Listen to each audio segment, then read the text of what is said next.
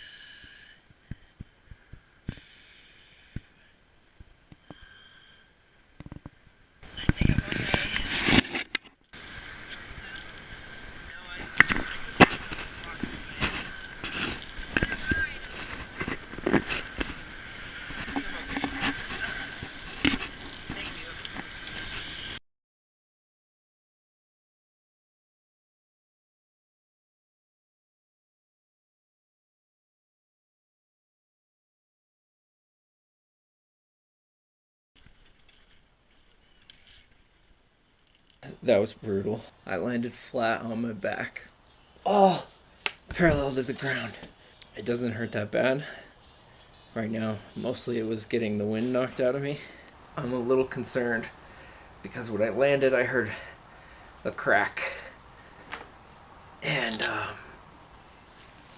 hopefully it was just my back popping and not a vertebrae doing something worse. I'm gonna go lay down for a minute.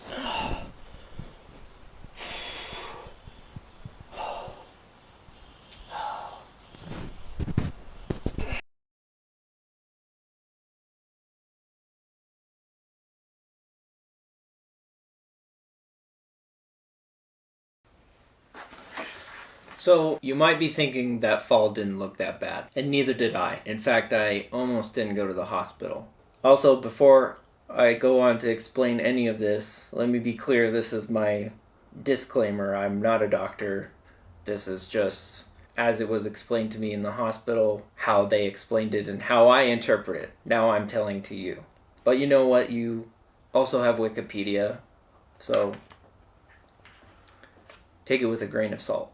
I have a pretty good idea of why I fell the way I fell. I want to talk about that more at the end, but first I want to talk about what I actually broke. So the way that I fell, the board slipped out from underneath me and I fell flat on my back. I took the whole weight and momentum of the fall on a very specific spot in my spine. I fractured 2 vertebrae. It's T3, T4. The T is for the thoracic spine, so that's this part of your spine. It begins below the neck. It's kind of like the middle of your back. That's pretty much exactly where I landed. This is my helmet. And you can see there's not a scratch on it. I didn't hit my head at all. They asked me if I lost consciousness, and I didn't. I looked at the video again just to be sure, and I get up pretty quickly.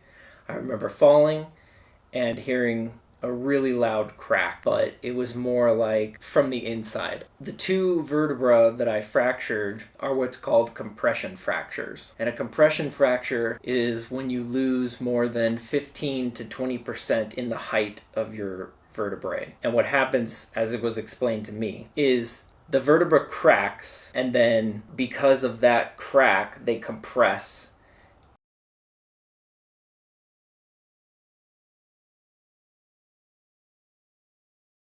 The good news is there's what's considered stable fractures. The bone has compressed, but they will basically heal in place without surgery. Now, because I fractured 2 vertebrae in the same place, they were worried that there could be more damage. So I had to get a CT scan to see if there was any further damage than what they could see in the X-ray. And it turns out that there wasn't, so I don't have to get surgery. If you lose more than 20 to 25% in the height of a vertebra, they surgically go in and inflate the vertebra back to shape. Whether or not you have a vertebra inflated, or in my case, if you just have a stable fracture that heals in place, I don't know what that means in the long term. Whether or not that bone grows or the compression is permanent, and what that feels like, and if there's problems down the road. I don't know that.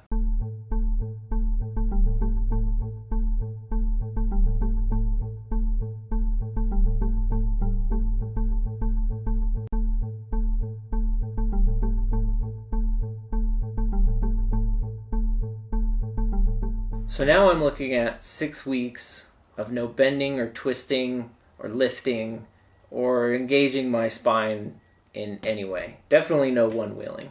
I probably shouldn't even be sitting like this, but...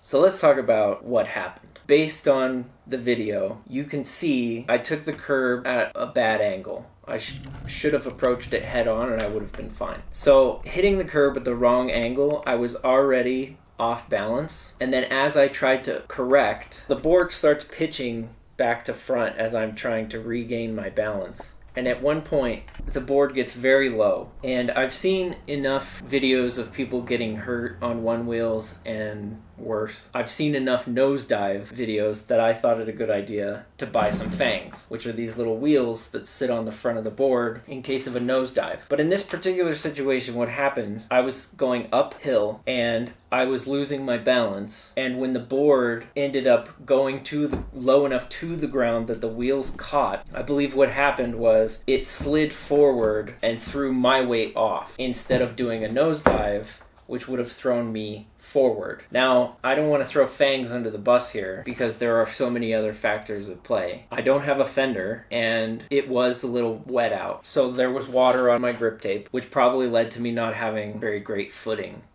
And I should also include, I have less than 50 miles experience under my belt, and that's partially why I couldn't take that curb like I should have been able to.